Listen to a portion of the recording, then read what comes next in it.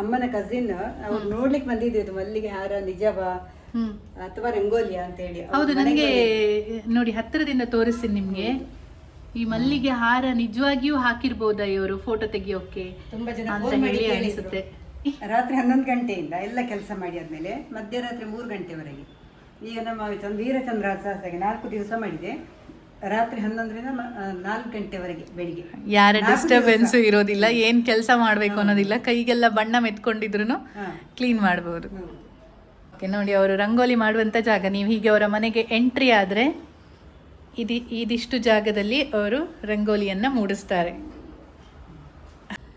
ನಮಸ್ಕಾರ, ನಾನು ಆರ್ಜಿ ನಾಯನ 92.7 big FM ನಿಂದ ಇವತ್ತು ಒಬ್ಬ ಅಪರೂಪದ ಕಲಾವಿದೆಯನ್ನ ನಿಮಗ್ ಪರಿಚಯ ಮಾಡ್ಕೊಡ್ತೀನಿ. ನನ್ನ ಪಕ್ಕನೇ ಕೂತ್ಕೊಂಡಿದ್ದಾರೆ ವೀಣಾ ಐತಾಳ್ ಅಂತ.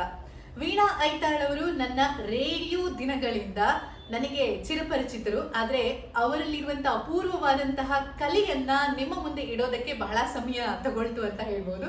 ಈಗ ಸಮಯ ಬಂದಿದೆ ಅಂತ ಅನ್ಕೊಳ್ತೀನಿ. ಅದ್ಭುತವಾದಂತಹ ರಂಗೋಲಿ ಕಲಾವಿದೆ. ರಂಗೋಲಿಯನ್ನ ನಾವು ನೆಲದಲ್ಲಿ ಮೂಡಿಸೋದನ್ನೆಲ್ಲ ನೋಡ್ತಾ ಇರ್ತೀವಿ ಅಲ್ವಾ?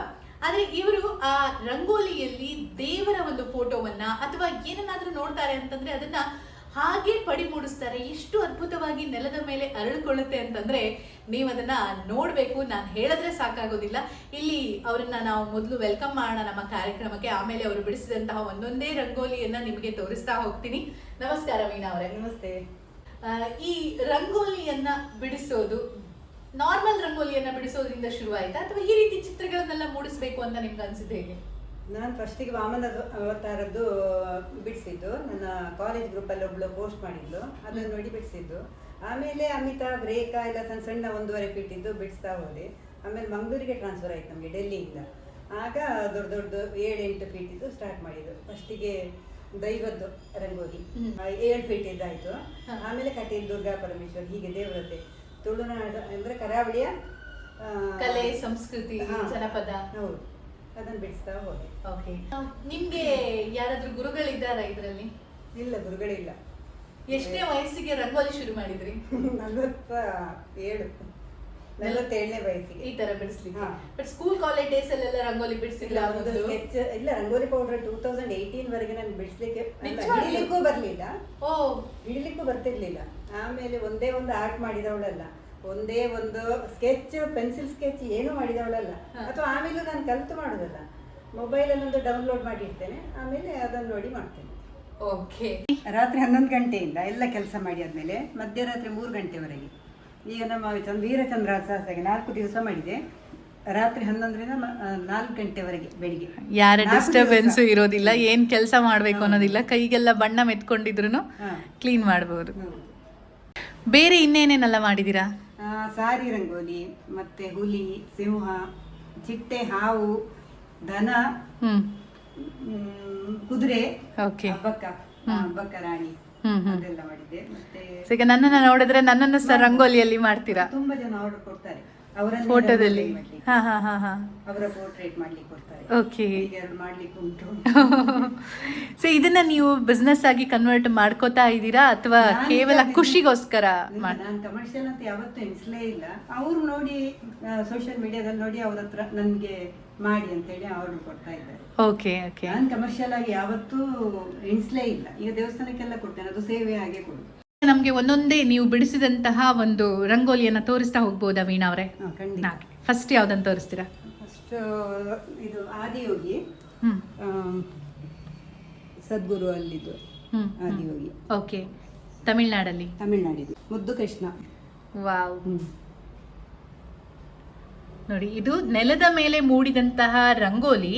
ಅದಾದ್ಮೇಲೆ ಫೋಟೋ ತೆಗೆದು ಅದನ್ನ ಪ್ರಿಂಟ್ ಹಾಕಿರುವಂಥದ್ದು. ನಾವೆಲ್ಲ ರಂಗೋಲಿಯನ್ನ ಬಣ್ಣಗಳಲ್ಲಿ ಮೂಡಿಸೋದನ್ನ ನೋಡಿದ್ವಿ, ಆದರೆ ಇದು ನೆಕ್ಸ್ಟ್ ಲೆವೆಲ್ ಅಂತ ಹೇಳ್ಬೋದು. ವಾವ್, ಎಷ್ಟು ಕ್ಯೂಟ್ ಆಗಿದೆ. ಇದನ್ನ ಬಿಡಿಸೋದಕ್ಕೆ ಎಷ್ಟು ಟೈಮ್ ತಗೊಂಡ್ರಿದ್ದು ನೀವು? ಇದಕ್ಕೆ ಹೆಚ್ಚಿಲ್ಲ, ಒಂದು 17 ಗಂಟೆ. 17 ಗಂಟೆಯಲ್ಲಿ ಕೃಷ್ಣ ಎಷ್ಟು ಮುದ್ದಾಗಿ ಬಂದಿದೆ ಅಲ್ಲ. ವಾವ್.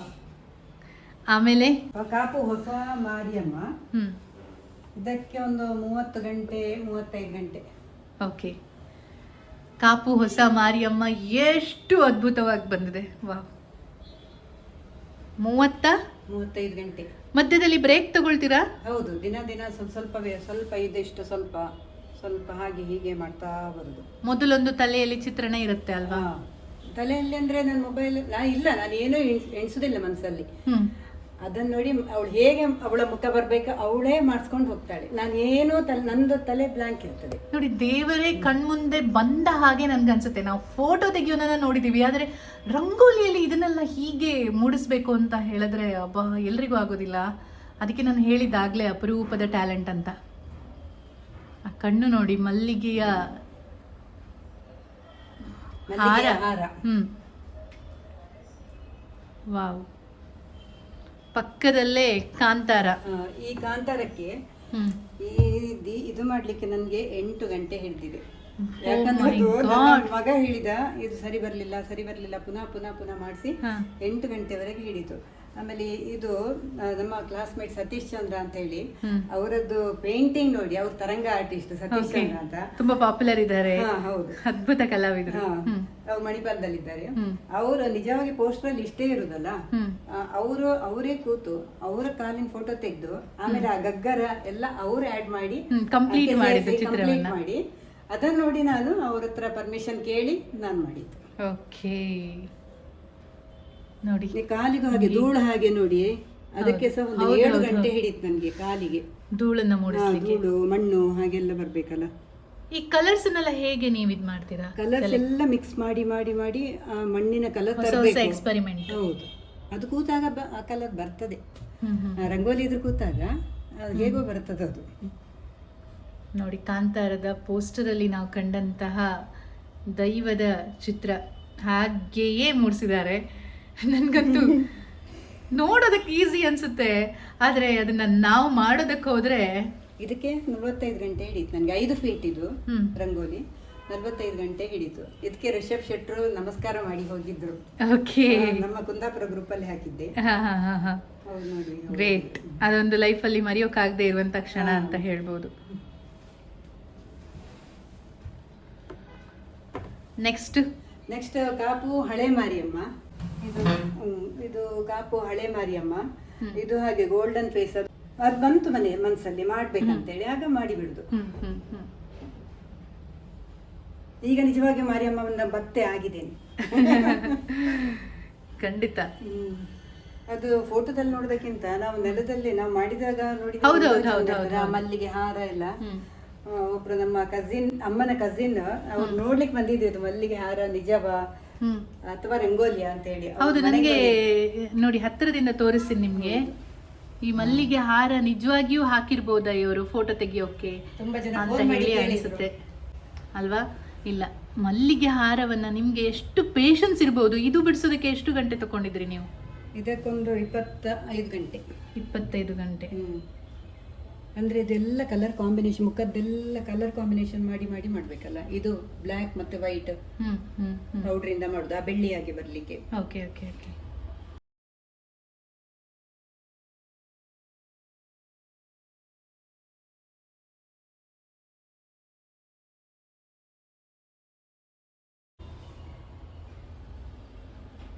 ಅದು ಕಟೀಲು, ಅದು ಫಸ್ಟ್ ಮಾಡಿದ ರಂಗೋಲಿ. ಮೊದಲ ನಾವು ಡೆಲ್ಲಿಯಿಂದ ಟ್ರಾನ್ಸ್ಫರ್ ಆಗಿ ಮಂಗಳೂರಿಗೆ ಬಂದಾಗ 2ನೇ ರಂಗೋಲಿ ಇದ್ದು. ಇದು ನಾನು ಕಟೀಲ್ ದೇವಸ್ಥಾನಕ್ಕೆ ಕೊಟ್ಟಿದ್ದೇನೆ ಫ್ರೇಮ್ ಹಾಕಿ.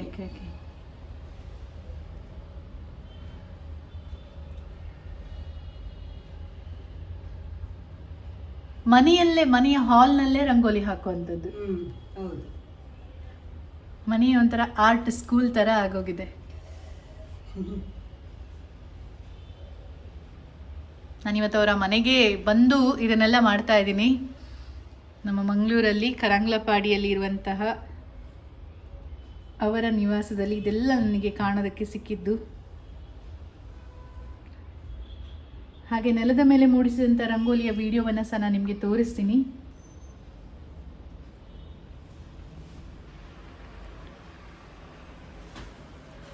ಒಂದಿನ ಹಾಕೋದಕ್ಕೆ ಶುರು ಮಾಡಿದ್ರೆ ಮಧ್ಯ ಮಧ್ಯದಲ್ಲಿ ಬ್ರೇಕ್ ತಗೊಳ್ತಾ ಇರ್ತೀರಿ ಅಲ್ವಾ? ಅಡುಗೆ ಮಾಡ್ಬೇಕು. ಇಲ್ಲ, ರಾತ್ರಿ 11 ಗಂಟೆಯಿಂದ ಮಧ್ಯರಾತ್ರಿ 3 ಗಂಟೆವರೆಗೆ ಮಾಡ್ತೇನೆ. ಕರೆಕ್ಟ್.